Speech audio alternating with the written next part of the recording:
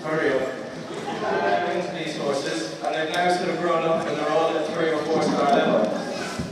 Now with the dressage, our new trainer, Freddie Alberg, stepped in about at the beginning of last year. And he spent the whole year trying to undo all of the bad habits we've had. And Michael's going to shout at me. Michael Quirke is our jumping coach. He stepped in at the same time. And the two trainers have been a complete inspiration to Irish eventing.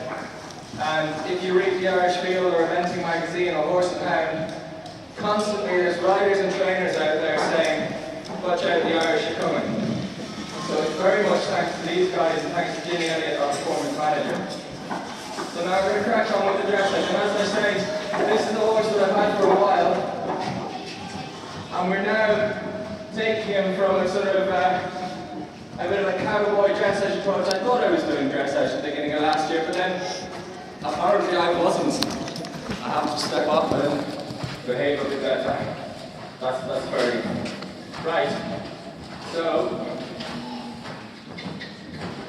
we're going to get him used to the crowd and the atmosphere a little bit. You guys have seen the warming up a bit. And obviously dressage is very much about discipline. The horse has got to do what he's told and when he's told. However, discipline isn't just enough now in dressage. You can't just go in and do all the movements where they're supposed to be done.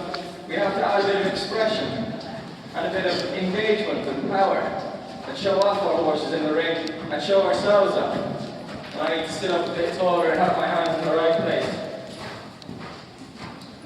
And we'll start introducing some of the dressage movements in a moment's time. You've got to get used to flower pots. Come on, George. Been practicing this.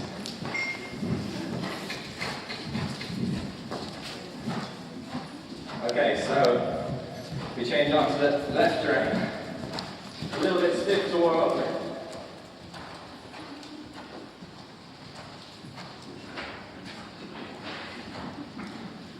So this guy, we used to get to talk about marks in dressage.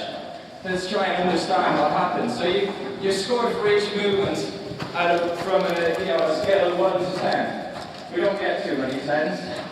Have to admit. And a very common mark you see on your dressage sheet, and any of you that compete in dressage will know, you get a lot of 6s.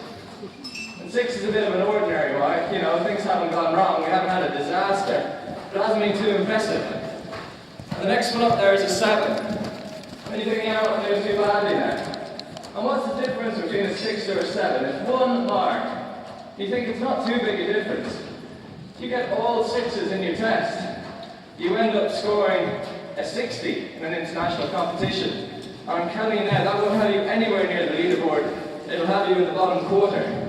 If you get all 7s in your dressage test, you'll score 45, and you might even be in the top 10, top 5 after dressage. So the difference between a 6 and a 7 might not seem very much, but it's absolutely huge if you can sustain that across a whole dressage test. Now what we start doing with these guys in dressage, it's not just too many 20-meter circles and stuff like that. We start doing a bit of sideways stuff. And it's a very good way to warm up your horses at home as well, is to start introducing the sideways movements. So I'm going to come down here now and start asking for a bit of shoulder in the right. Now what that means is bringing the shoulders in. As you might see if you're up in the gallery there, he tries to throw his bum out. And he says, well now it looks like a shoulder in. But actually that's the wrong idea. The bum is going to stay underneath and that's where the power comes from. And you just bring the shoulders to the inside. We'll change the rein and do it on the other rein. And I want you to keep an eye on this guy's quality of movement as we progress through the session. He's not nature's, perfect model for a dressage arena. This is the line. See if we can be straight and get him paying attention. Okay, look up to the door. 1, 2, 3, 4. 1, 2, 3, 4. 1. And these related lines, this is quite difficult for all the riders and for the horses. So they really have to think fast, and the horse has to do a very fast reflex to the rider. There is a very short 4. You saw how good he controlled it. He stayed very quiet and off the saddle and let the horse close up. So 7 now. 2, 3, 4, 5, 6, 7. There we go.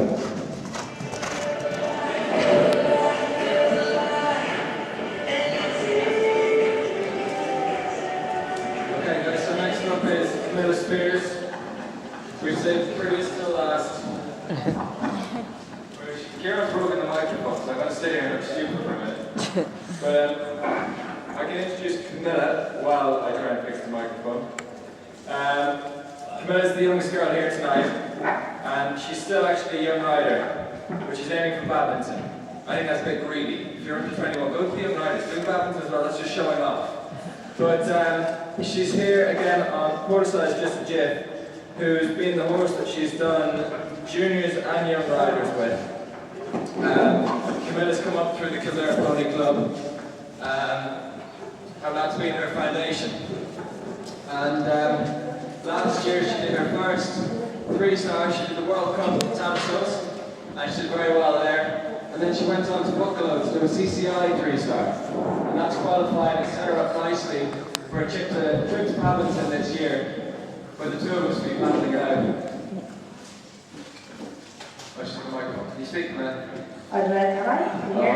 A beautiful voice. She's got a female voice now, everybody. Camilla, you can finish off introducing herself. She's wearing Tipperary Crystal and Antares tack, so you can see she's got sponsors as well. And that's the thing with the three of us. As you said, we're all on our horses that we own ourselves. It's really important that we have this help and support from these guys, and particularly on a mission, which is why we're here tonight. We were the three young riders who won the bursaries last year, which has allowed us to train with the likes of Michael, Quirke and Freddie Albert, and that's what makes all the difference. And it's supporting the people who support on a mission and the people who are supporting us as well. So thank you all very much. Right, so it's getting a bit cold in here. He's up in the cross country. Firstly, my favourite part of being adventure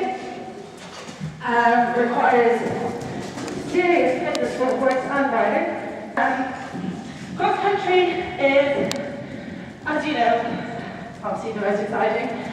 Also, it tests your speed. It also requires getting the rhythm right. So now I'm going to come around the corner, a bit more counter, a bit more into my hand. You have to keep going, Camilla. Keep coming, keep coming, keep coming. Keep coming, keep coming. Good. As you can see there, that makes all the difference. Fast drive needs to be done. Yeah. Good. Keep going, keep going, keep going. Good. What's up, Jim? Okay. So now I'm going to do a much more challenging line. I'm going to come from this fence here into this corner. Now this is a very short corner, very cute. I mean, to keep his back end up is vital here. Okay, that's madness, but you can try. Quirke, did you make the fence? Oh, that is how I'm shutting all there. Okay, we'll do one. Now I reckon I can do this. What do you think? Yeah. Think I can do it? Right.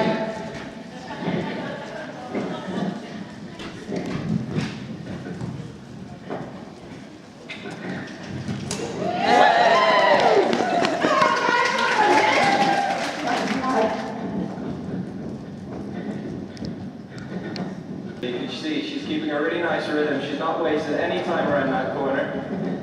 She keeps coming. She's looking where she's going.